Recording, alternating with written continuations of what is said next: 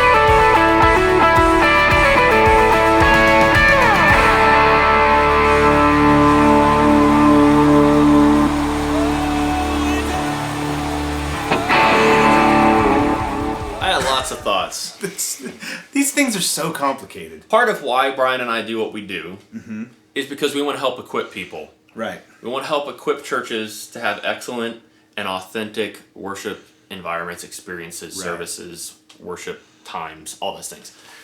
So the point of this was to inform how they may sound. So for some of you, you're like, oh, sweet, I'm going to keep my Helix.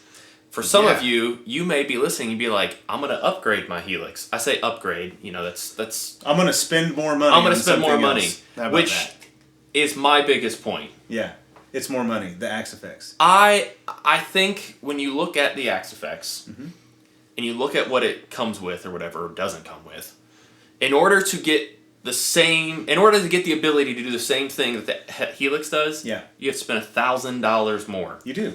That is another guitar. So you have a nice guitar. A relatively nice guitar. Or 3 mid-range guitars. Yeah.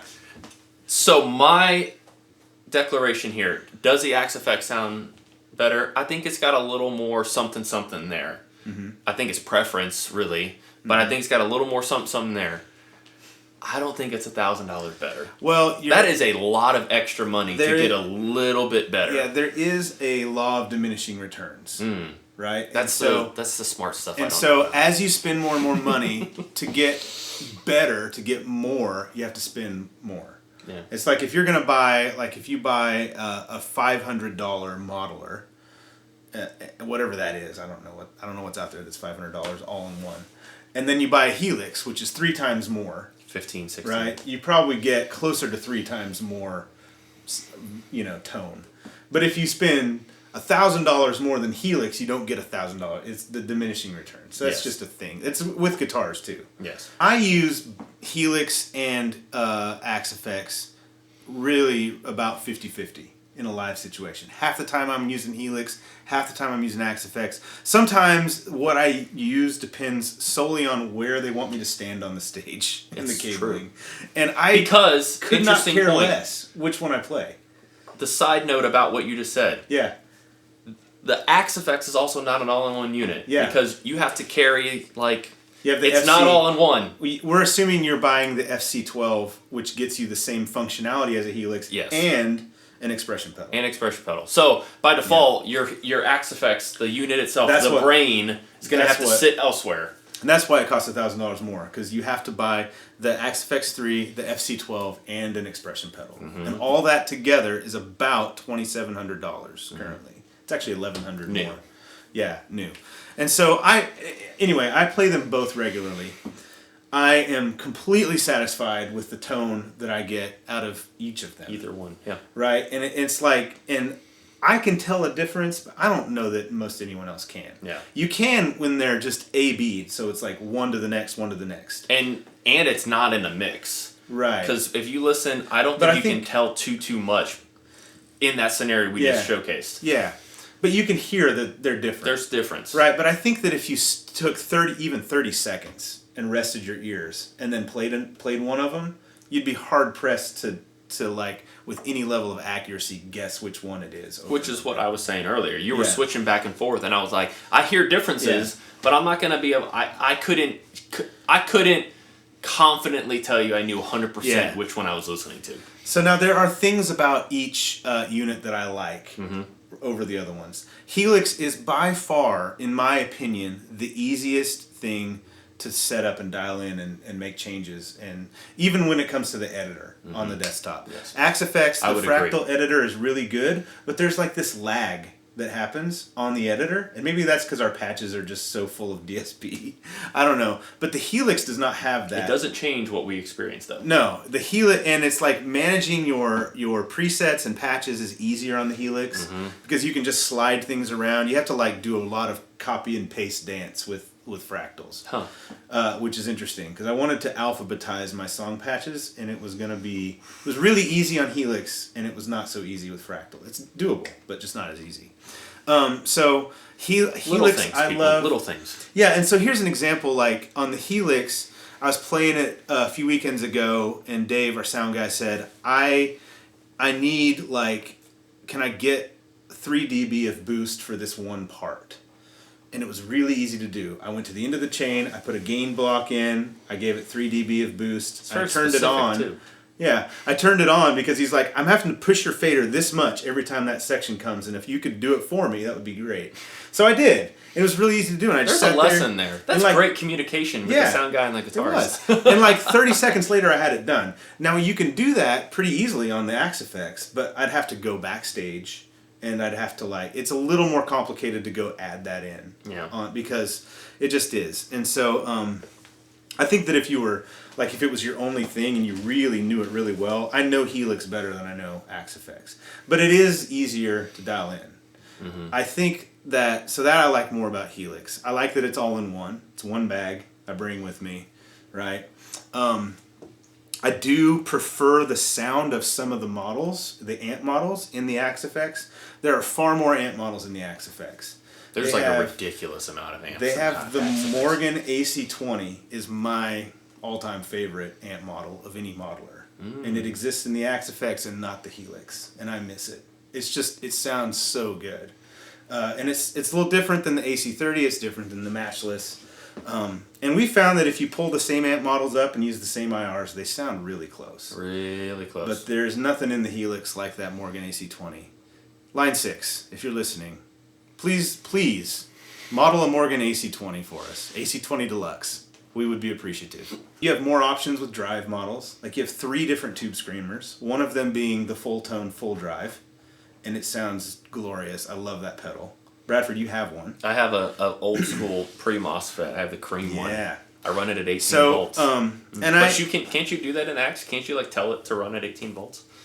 Basically. Yeah, you can change that. You can change everything. The Axe-FX is far more tweakable. Yeah. So you can go in and you can change the type of preamp tubes, the type of power in your amp, the type of power amp tubes, the type of speaker impedance curve in the amp block. I'm a tweaker guy. I like that. Helix doesn't let you do that.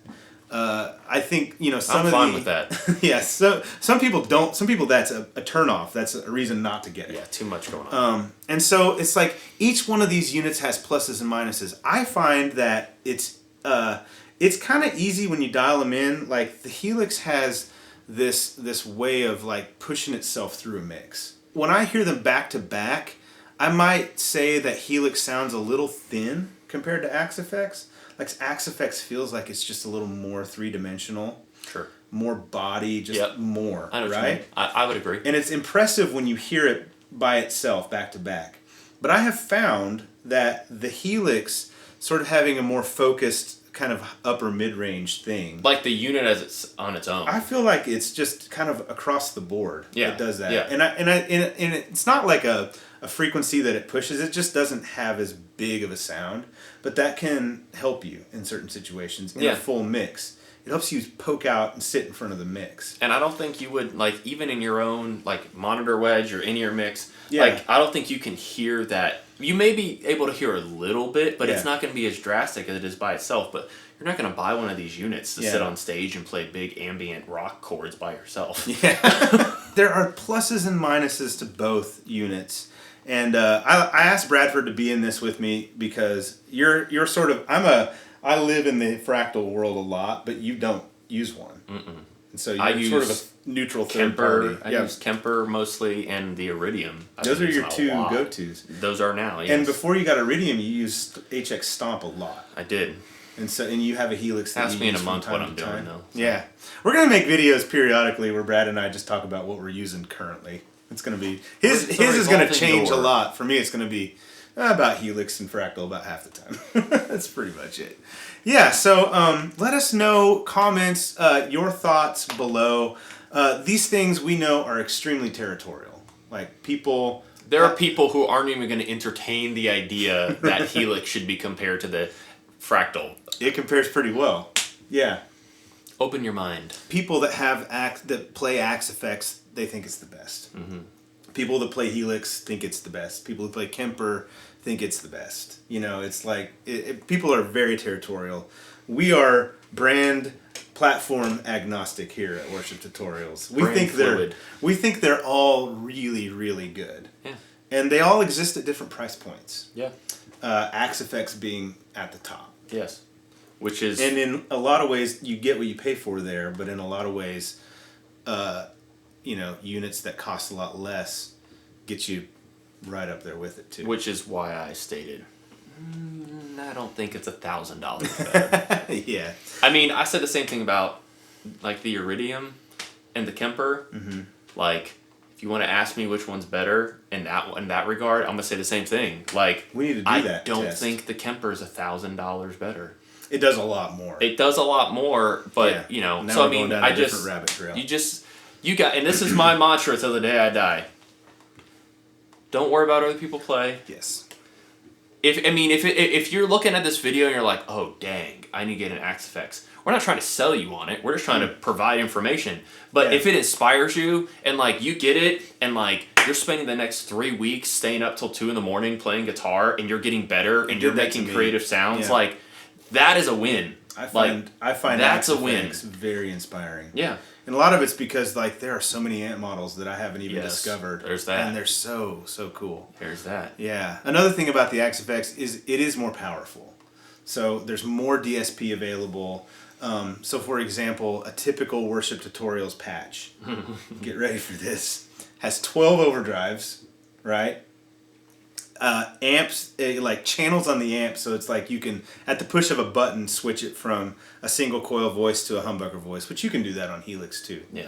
All right, at least 12 delay options, including stereo, dual delays, 12 reverb options, like normal, ambient, super ambient, and then like it does POG sounds, polyoctave pitch, really well. Helix doesn't do that yet, and so it's a little more powerful in what it can do, and therein lies like another thing that you get with more money. Yes. But does it, at the end of the day, does it sound better enough for you to justify spending that money? That's up for you to decide. That is literally up to you. We cannot make that decision for you. Yeah, so I hope this has been a fun video for you to check out, listen to these two things back to back to back. Again, links to those patches below. Like I said, we based these song patches on the free AC30 patches for both platforms, which you can grab right now, depending on what you play. Thank you so much for watching. See you in the next one.